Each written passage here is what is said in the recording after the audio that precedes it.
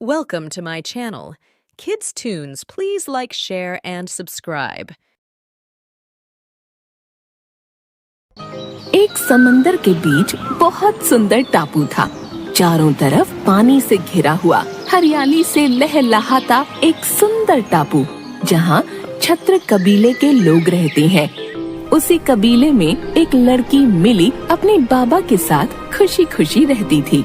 मिली बहुत चंचल और समझदार लड़की थी। उस टापू के एक छोर पर एक दानव रहता था, जो कि बहुत विशालकाय और ताकतवर था। उसे अपनी ताकत पर बहुत घमंड था।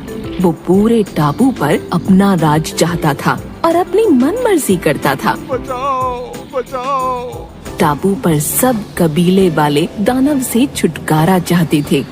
कबीले के लोग समुद्र से मछलियाँ पकड़कर अपना और अपने परिवार का गुजारा करते थे। समुद्र के किनारे मछलियाँ पकड़ने के बाद अब रोज जितनी मछलियाँ पकड़ो उसका आधा उस दानव को देना पड़ता है। आखिर कब तक ऐसा चलेगा पता नहीं। अरे भाई जल्दी चलो, दानव को मछलियाँ दे आते हैं, नहीं तो वो आफत आ जाएगी। भोलू और उसका साथी दानव के पास जाते हैं। दानव सो रहा होता है और डरते हुए मछलियाँ रखकर निकलने लगते हैं। दानव भोलू को पीछे से गले से पकड़कर उठा लेता है। बाप रे, आज बचा लो मुझे, कोई बचाओ। आज तुम दोनों ने आने में देरी की, इसकी सजा ये है कि आज की सारी मछलियाँ मेरी। ये बोलकर दानव ने भोलू को ऊंचाई से नीचे फेंक दिया। अरे बाप रे, मर गया। मेरी तो कमर ही टूट गई है।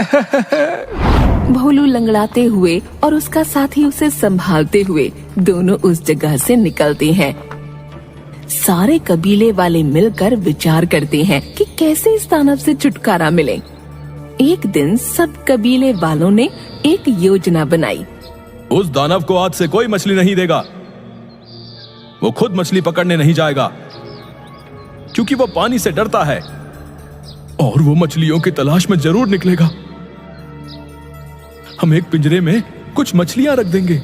जैसे ही वो मछली खाने पिंजरे में जाएगा, पिंजरा बंद हो जाएगा। जैसा कबीले वालों ने योजना बनाई, ठीक वैसा ही हुआ। आखिरकार वो दानव पिंजरे में बंद हो गया। भोलू जंगल के रास्ते कहीं जा रहा था।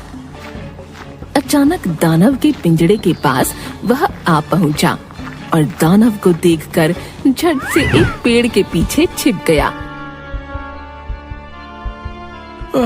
जान बची, अच्छा हुआ उसने मुझे नहीं देखा। दानव ने भोलू को देख लिया था, बिल्कुल भोला बनकर। अरे भोलू भाई, आप यहाँ आए, बहुत खुशी हुई आपको देखकर।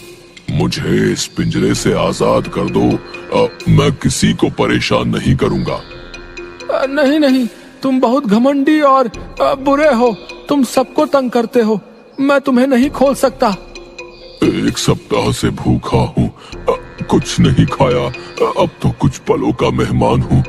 सोचा आजादी से पिंजरे के बाहर दो चैन की सांस ले लूं। बेचारा मरने वाला है, इसकी आखिरी इच्छा पूरी कर देता हूँ। अच्छा अच्छा, ठीक है भाई, खोलता हूँ। भोलू पिंजरे का लगा कुंडा खोल देता है और दानव बाहर आ जाता है। कितने बड़े बेवकूफ हो तुम भोलू। तुमने सोच भी कैसे लिया कि मैं तुम्हें जिंदा जाने दूंगा। एक सप्ताह से भूखा हूँ, तुम्हें खाकर अपनी भूख मिटाता हूँ। अरे ऐसा मत करो, मैंने तुम्हारी मदद की और तुम मुझे खाना चाहते हो। ये बुरी बात है, देखो मुझे जाने दो। चुप करो मूर्ख, मेरा आज का भोजन तो तुम ही हो। तभी वहाँ पर अचानक से मिली आ जाती है। अरे भोलू भैया, क्या हुआ? इतना क्यों घबराए हो? अरे मिली, अच्छा हुआ तुम आ गई। देखो देखो ना, इस दानव की मैंने मदद की, इसे पिंजरे से बाहर निकाला और अब ये मुझे ही खाना चाहता है। मिली सारा माजरा समझ गई कि भोलू भैया ने गड़बड़ कर दी है। अरे भोलू भैया, आप भी क्या बात कर रहे हैं? इतना बड़ा दानव इस छोटे से पिंजरे में कैसे आ सकता है? नहीं मिली, इसी पिंजरे में बंद था ये। मैंने इसे खोला।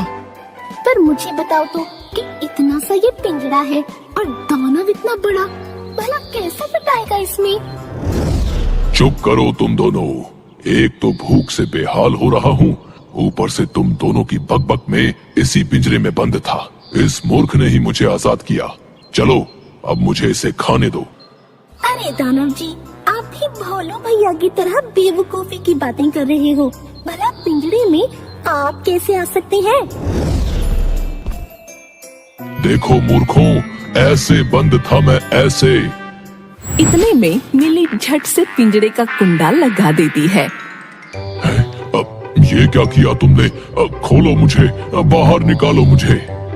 अब तुम बंद रहो इसी पिंजरे में। मिली और भोलू दोनों खुशी खुशी वहाँ से चले गए।